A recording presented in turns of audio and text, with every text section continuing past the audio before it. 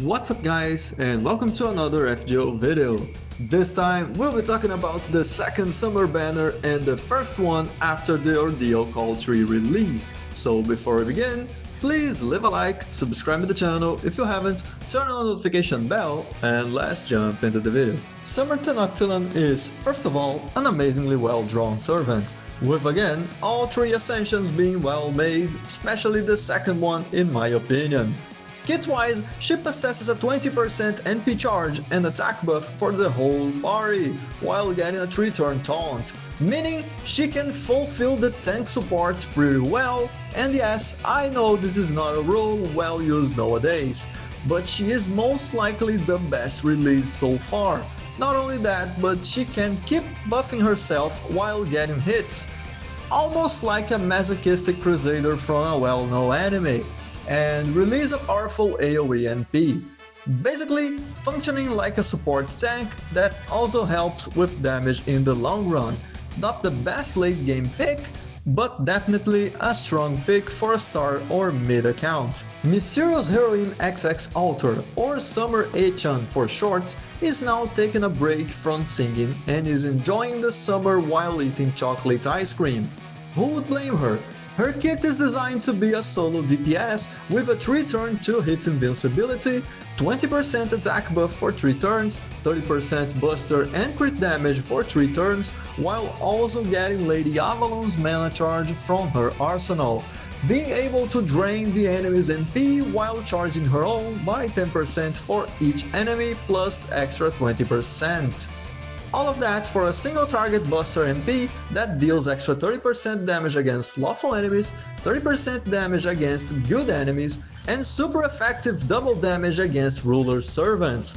Meaning somewhere along the way, Jean made her really mad or she's trying to copy Giorgio, because everything about her NP screams that she's going to take Jean down. Finally, BB Dubai or BB Cosmos or Kazra Drop or Murian, we still don't know nothing about her, but we do know that she can work as both support and DPS as she possesses both NPs.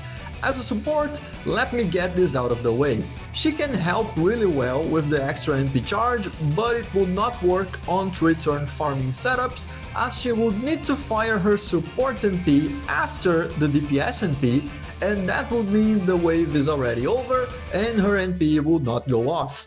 So the only scenario where her NP charge Noble Phantasm would be useful is during a challenge quest with multiple bars. There she can actually pull her way up to regen any NP charge loss for the actual DPS. For those that don't know, her support NP gives 1 turn invincibility while also charging NP battery by 30%, also increasing NP damage by 30%, which means she is either helping with the damage but the NP charge would be obsolete, or she is helping with the NP charge but the damage buff will only be felt in the next turn. So this, in my opinion, is her biggest flaw. The DPS NP, however, is very good, with extra damage against Sky and Star enemies, which is not much, but with extra damage against enemies with her debuff, and she stacks 20% arts resistance down for her AoE arts NP.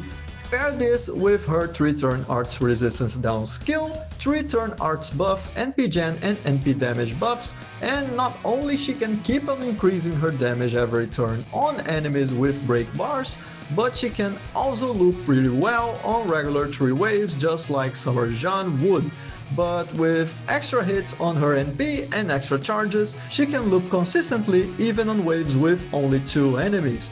Yes, her kit consists on 20% NP charge on one skill and extra 50% on another, meaning she has the Oberon NP charge treatment, while also reducing all enemies' attack by 100%, which, if the enemy can't resist it, she is going to erase all of its damage like it was nothing.